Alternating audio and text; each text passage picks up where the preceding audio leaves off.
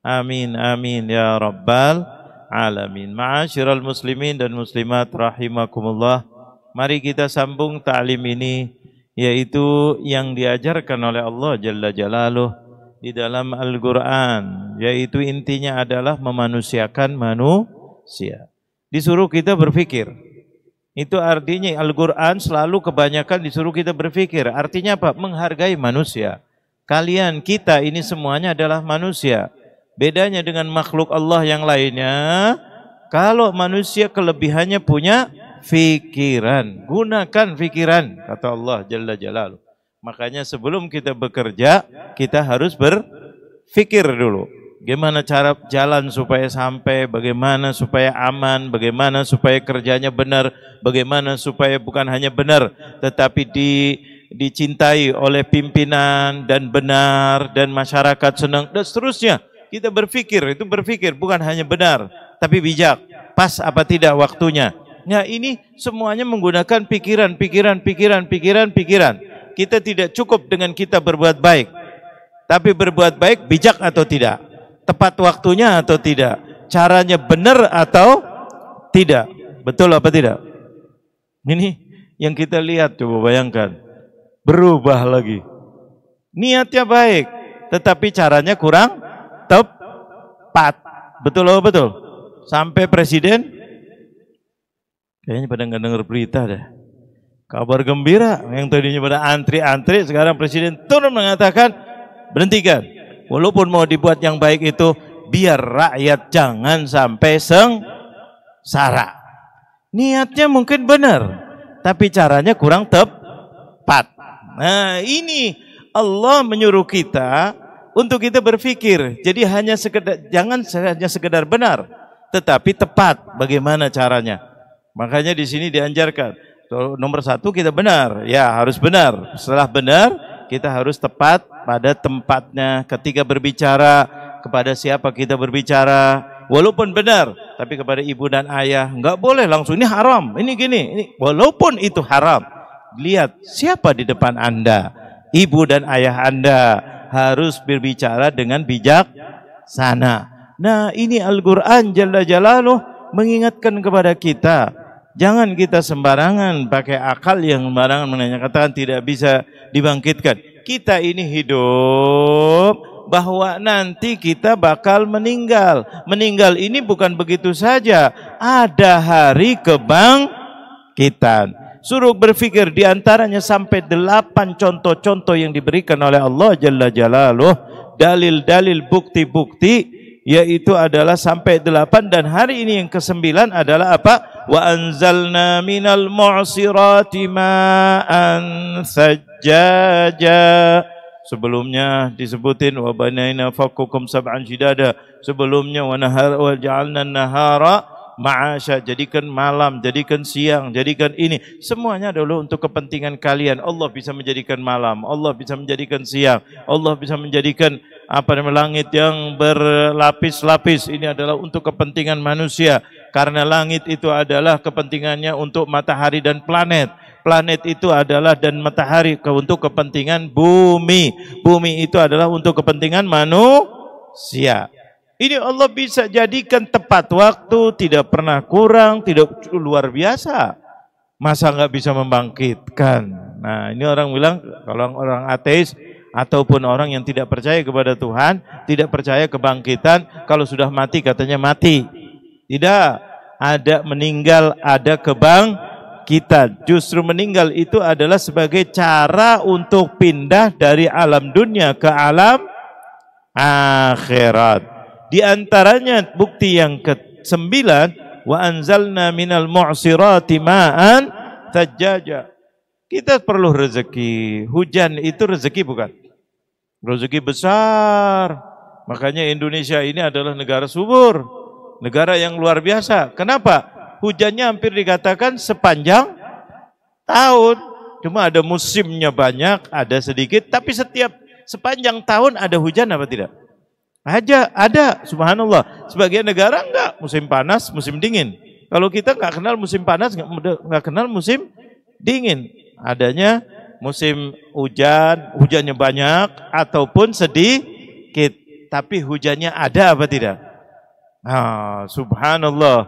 Ini hujan rezeki yang menjadikan Indonesia negara subur, yang menjadikan Indonesia negara yang disebut dengan negara Khatulistiwa, luar biasa, sampai-sampai dikatakan kalau di dalam masalah dunia, jannatud dunya Indonesia, surganya dunia itu ada di Indonesia. Karena musimnya, udaranya, suburnya luar biasa. Makanya kalau seandainya betul-betul pemimpinnya luar biasa, Indonesia itu tidak terkalahkan di dunia. Betul apa betul? Apa masih ragu? Tinggal kitanya, manusianya. Kalau betul-betul luar biasa. Apa yang tidak ada di Indonesia? Betul apa betul? Semuanya ada. Allah. Kalau di luar mungkin banyak minyak, tapi enggak ada ini, enggak ada ini, enggak ada. Indonesia minyak ada, ini ada. Walaupun antri, menterinya mengatakan stok. Kayaknya pada diem nih. Stok ada apa enggak ada? Kata menteri. Ada stoknya. Cuma peralihan dari warung ke pangkalan. Nah, cuma nggak bijaknya di situ sampai jadi antri, sampai jadi macam-macam luar biasa. Sampai ada yang meninggal. Coba bayangkan. Alhamdulillah presiden kita luar biasa. Ambil tindakan, jangan balikan. Panggil ahlinya, panggil ininya. Subhanallah. Mudah-mudahan terus Indonesia dijaga oleh Allah. Nah, ini keberkahan. Kalau pemimpinnya bisa betul-betul bijak, ini, itu, dan seterusnya, ini insya Allah Indonesia ini adalah surga dunia. Nggak ada orang miskin insya Allah. Nggak ada orang miskin. Karena yang ada ini lebih daripada kebutuhan penduduk Indonesia. Makanya berani mengatakan, dalam tempo sekian tahun, insya Allah akan bisa swasembada pangan, swasembada energi dalam hitungan dikit. Subhanallah. Makanya bergerak sana, bergerak sini. Subhanallah. Mudah-mudahan Allah berikan taufik para pemimpin kita. Kita kepingin supaya benar-benar sejahtera, benar-benar terhormat di dunia, terhormat di dalam negerinya. Nah, ini Allah tunjukkan salah satunya adalah hujan.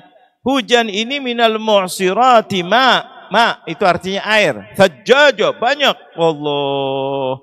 Coba air kan di bumi, disedot dengan matahari. Subhanallah. Yang menyuruh siapa?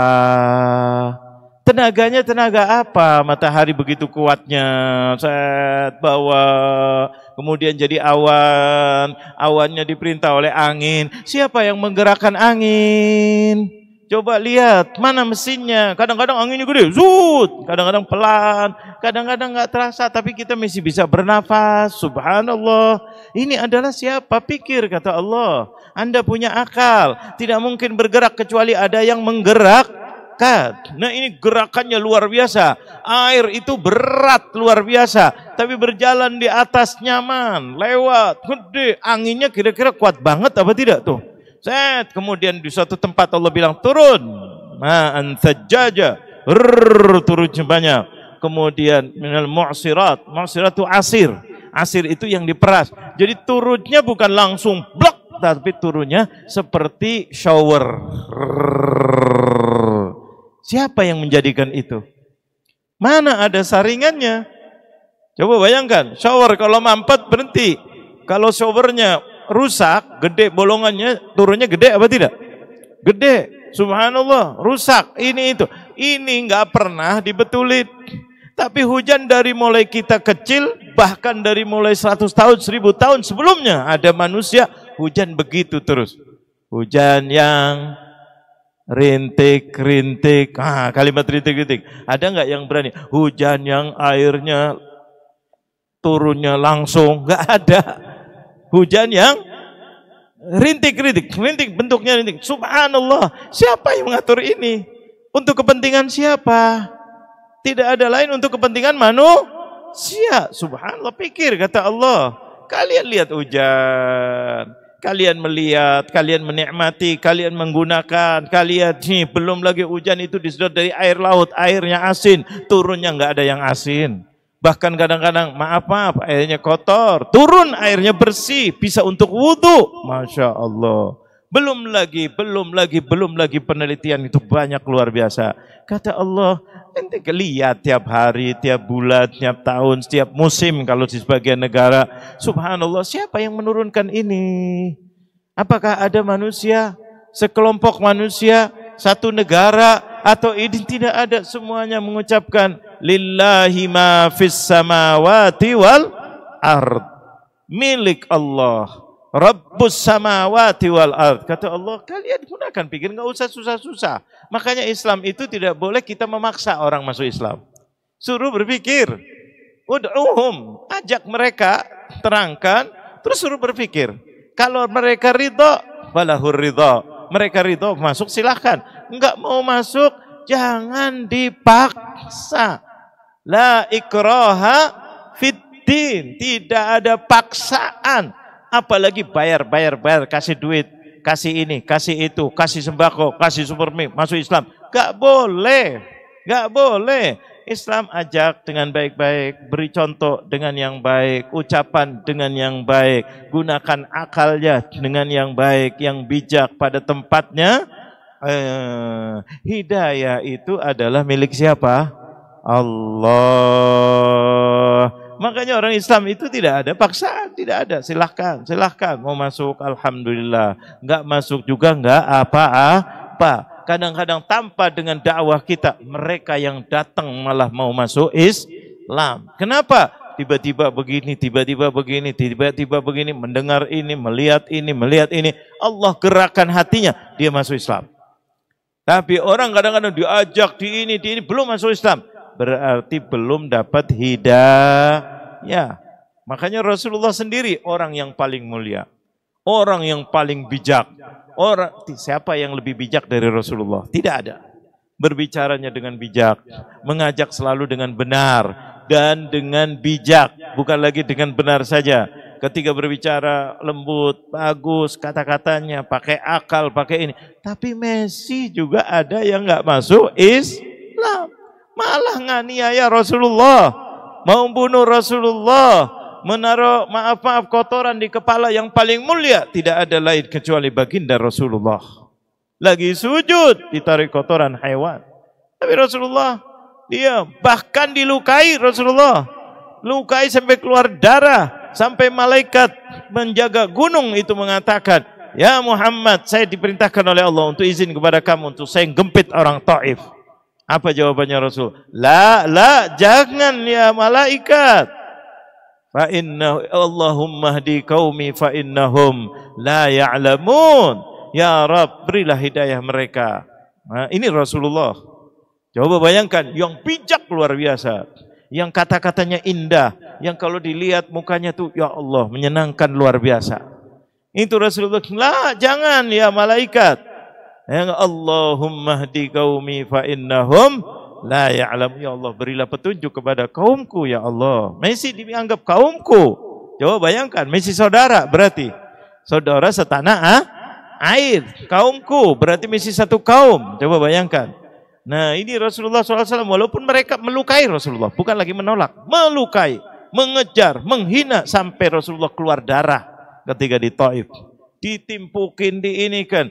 Mereka itu tidak tahu, belum tahu kenikmatan, keindahannya Islam. Maka ya Allah, berilah hidayah. Doa Rasulullah dikabulkan oleh Allah.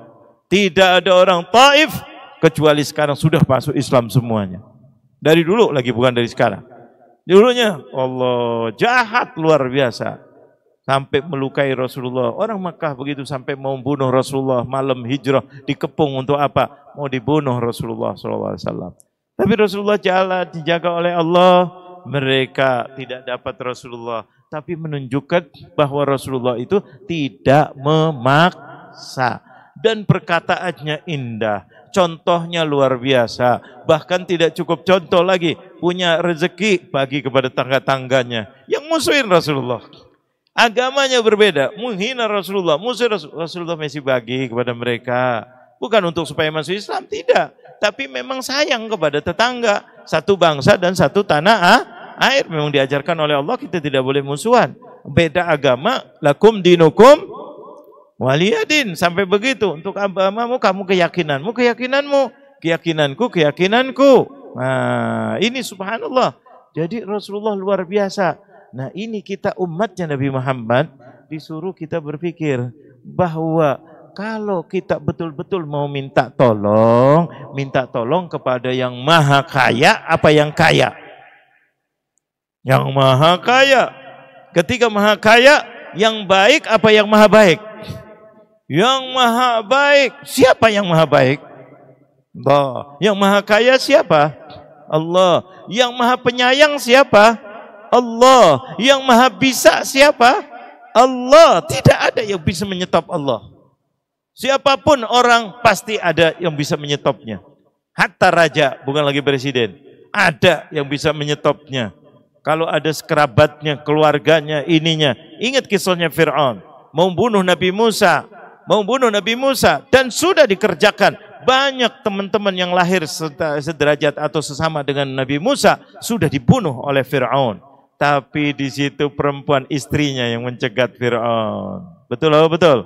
Bayinya datang Nabi Musa, ini, jangan ini yang mau merusak kedudukanku, mau dibunuh. Kata istri, jangan ya, wahai sayang, wahai maulaya, wahai Fir'aun, rajaku, suamiku, sayangku, ini itu, jangan ini kan lelaki yang dibilangin. Enggak, barangkali bukan, itu lelaki kalau dididik orang lain. Tapi kalau kita didik, insya Allah, bukan insya Allah, dia nggak pakai insya Allah.